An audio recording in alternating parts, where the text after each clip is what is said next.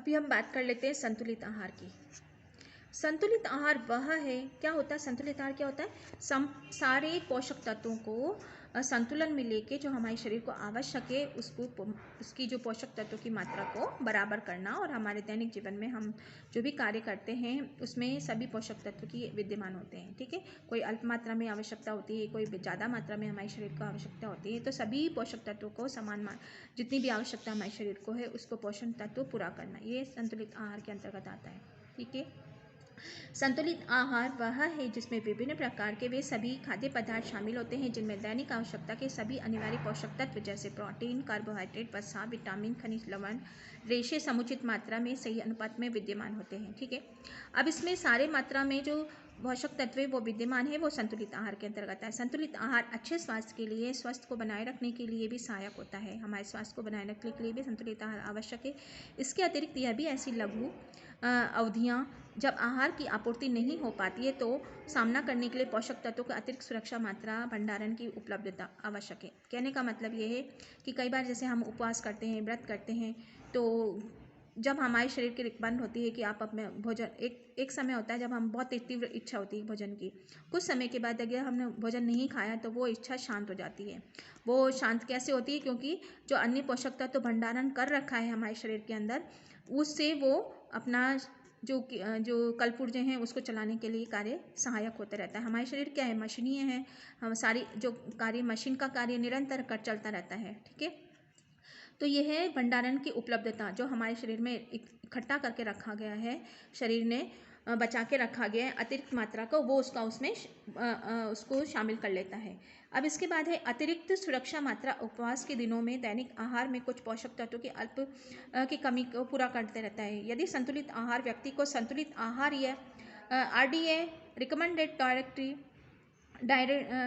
Dietary announces की पूर्ति करता है जो अतिरिक्त मात्रा में उसके पहले से शामिल होता है। मतलब ये होता है कि हमारे शरीर में क्या चीज़ आवश्यक है, पहले से वो आवश्यकता की चीज़ें उसमें विद्यमान है तो उसको उसमें शामिल कर लेता है। ठीक है, शरीर को चलाने के लिए, क्योंकि RDA अतिरिक्त मात्रा को ध्यान में रखकर तैयार किया गया है, जो कि ये होता है रिकमेंडेड, जो कि ये जो मात्रा होती है, हम निरंतर भोजन अच्छा सा भोजन लेते रहते हैं, वो उसको जो ज़रूरत के पोषक तत्व उसको प्रयोग करते रहते हैं और बाकी के कुछ भंडारित कर देते हैं, और जो जो खराब है उसको निष्कासित करता रहता है भोजन के अंदर। अब ये है आहार निर्धारित संबंधी मात्रा RDA आवश्यकता अतिरिक्त सुरक्षा मात्रा। संतुलित आहार में निम्न बातों को भी ध्यान में रखा गया है। इसमें विभिन्न प्रकार के खाद्य पदार्थों को शामिल किया गया है। इसमें सभी पोषक तत्व RDA के अनुसार होते हैं। इसमें सही अनुपात में पोषक तत्व शामिल होते हैं। ठीक है, अब क्या है निर्धारित आहार मात्रा, ये क्या होता है recommended directory announces. Dietary announces से संबंधित है RDA आवश्यकता और अतिरिक्त सुरक्षा। हमारी जो आवश्यकता की पूर्ति कर रहा है लेकिन प्लस अतिरिक्त सुरक्षा की भी उसको पूर्ति करता है, तो ये इसकी अलग बात है। ठीक है,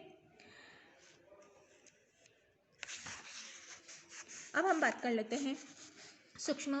हमारे शरीर में विभिन्न तरह के पोषक तत्व की आवश्यकता होती है, जिसमें कि सूक्ष्म पोषक तत्व और वृत्त पोषक तत्व दो तरह के होते हैं। अब इसमें दो तरह के आपको दिखाई दे रहे हैं।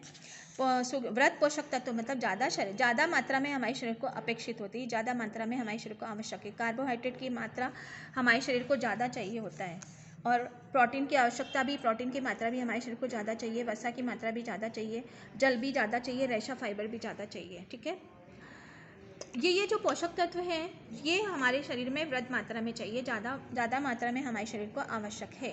ठीक है, सूक्ष्म पोषक तत्व की बात कर लेते हैं, जिसमें कि आयोडीन, खनिज, लवण, कैल्शियम, विटामिन, और ये मतलब अल्प मात्रा में लेकिन अल्प मात्रा में अति आवश्यक पोषक तत्व हमारे शरीर के अपेक्षित है, मतलब बहुत ज़रूरी है ये। आयोडीन की मात्रा हमें कहाँ से प्राप्त हो रही है, नमक से हमारी आयोडीन की पूर्ति करता है हमारा गवर्नमेंट के द्वारा ये रिकमेंडेड है।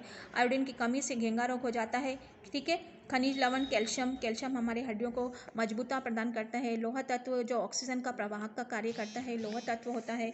उसमें कभी विटामिन से मल्टीविटामिन की जो कि अन्य पोषक तत्व है जो कि माइक्रो चीज़ हमारे शरीर को प्रभावित करते हैं, वह विटामिन से हमें प्राप्त होता रहता है।